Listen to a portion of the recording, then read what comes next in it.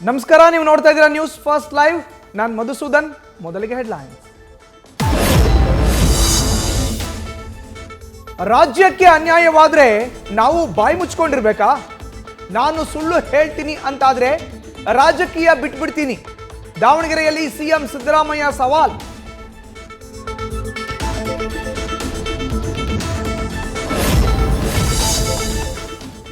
ಹಿಂದೂಗಳ ತೆರಿಗೆ ಹಿಂದೂಗಳ ಹಕ್ಕು ಅಂತ ವಿವಾದಾತ್ಮಕ ಪೋಸ್ಟ್. ಧರ್ಮ ಆಧಾರದಲ್ಲಿ ತೆರಿಗೆ ವಿಭಜನೆ ಪೋಸ್ಟ್ ಹಾಕಿದ ಶಾಸಕ. ಬಿಜೆಪಿ ಶಾಸಕ ಹರೀಶ್ ಪುಂಜಾ ಪೋಸ್ಟ್ಗೆ ವ್ಯಾಪಕ ಖಂಡನೆ.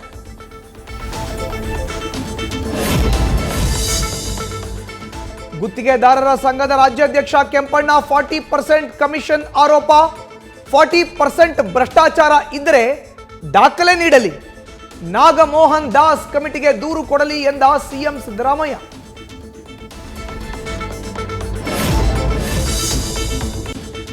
ನಾನು ಯಾವುದೇ ಕಾರಣಕ್ಕೂ ಕ್ಷಮೆಯಾಚನೆ ಮಾಡಲ್ಲ. ನನ್ನ ಮೇಲೆ ಪ್ರಕರಣ ದಾಖಲಿಸಿ ಅಂತ ಸವಾಲ್ ಹಾಕ್ತೀನಿ. ಗುಂಡಿಕ್ಕಿ ಕೊಲ್ಲಿ ಎಂಬ ತಮ್ಮ ಹೇಳಿಕೆ ಸಮರ್ಥಿಸಿಕೊಂಡ ಕೆಎಸ್ ಈಶ್ವರಪ್ಪ.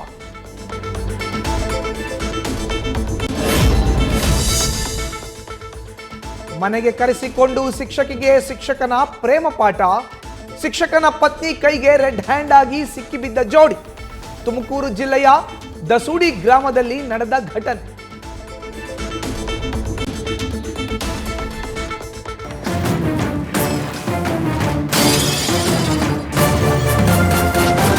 ನ್ಯೂಸ್ ಫಸ್ಟ್, ನಿರ್ಭೀತಿಯಿಂದ ನಿಮ್ಮ ಪರವಾಗಿ.